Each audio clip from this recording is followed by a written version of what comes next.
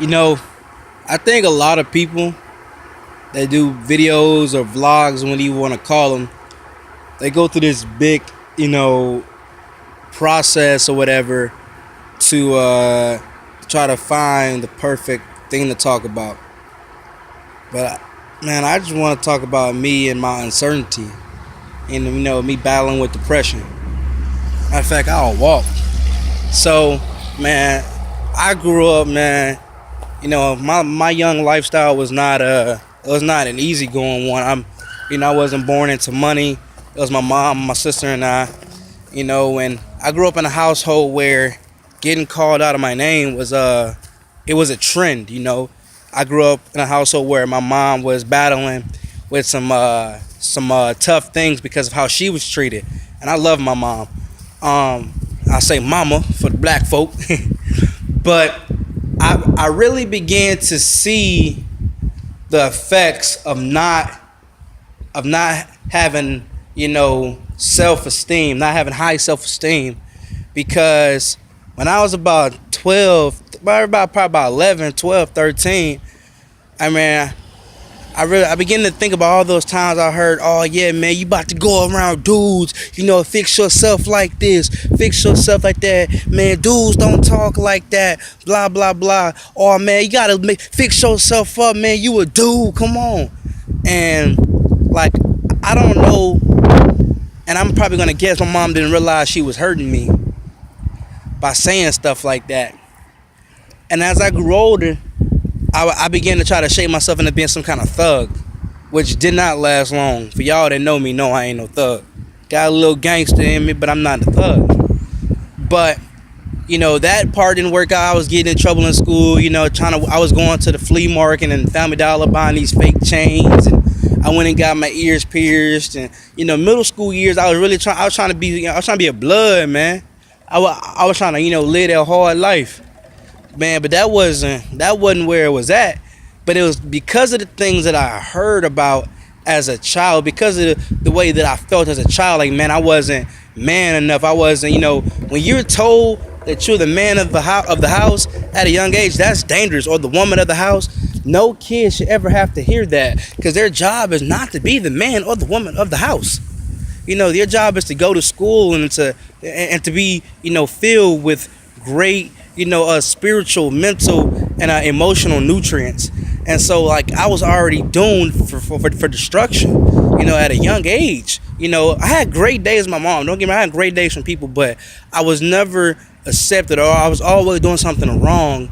As a black male, I basically was being designed to embrace destruction, or to embrace dissatisfaction from other people.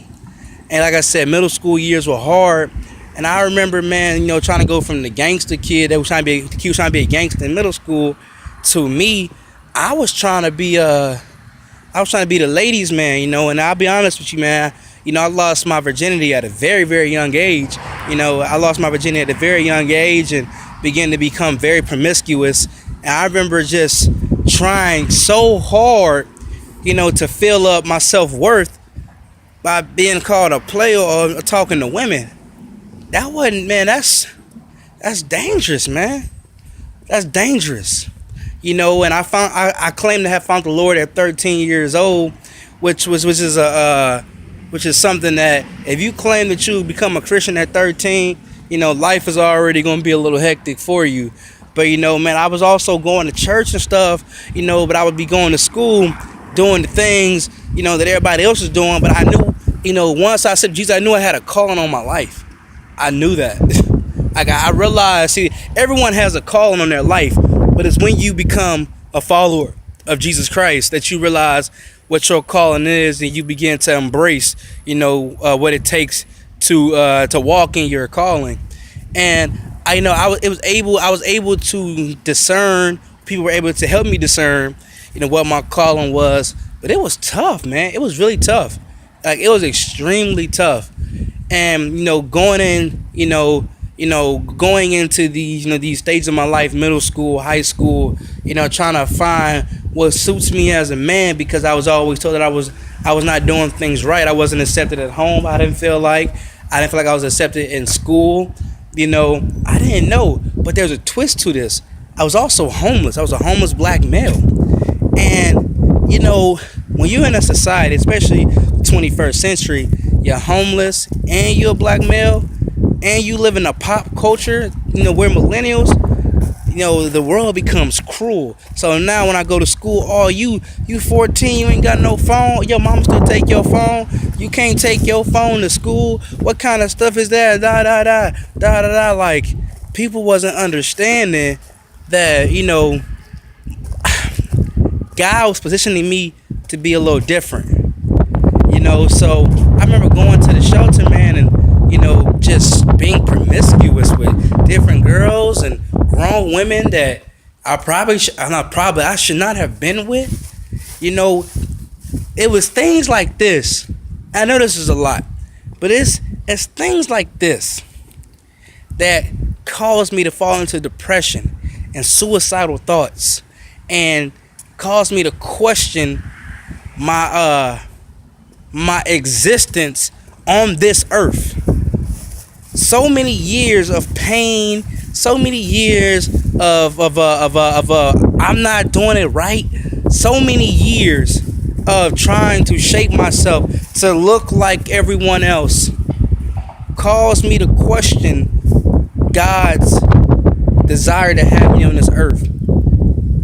And what I'm going to say to you guys is this video is dabbing into different parts of my life and the things that I went through, and that I still go through from time to time. But just like I have a story with so many twists and turns, so do you. So do you. If you're depressed, if you are unsure, if you do not know where or what you have been called to be, it is time for you to begin to ask the Creator what your position needs to be on this earth. And if you've already been told that, now it's time for you to seek out the steps to bring you to your position. Because the last thing you want is to be unsure in life. Now, uncertainty is okay, and sometimes it's great. But there comes a point when the last thing you want to be is unsure. The last thing you want is to fall into depression because you don't know what you're called to be. You don't know where you need to be at. And all you could do is ponder on what everybody else is doing or where you're not. Because when those thoughts are not properly used or treasured, then you become a person that falls into depression. You become a person who falls victim to the thoughts. And I've fallen victim to my thoughts a numerous amount of times. Man, begin to seek and to find what and where you need to be in life.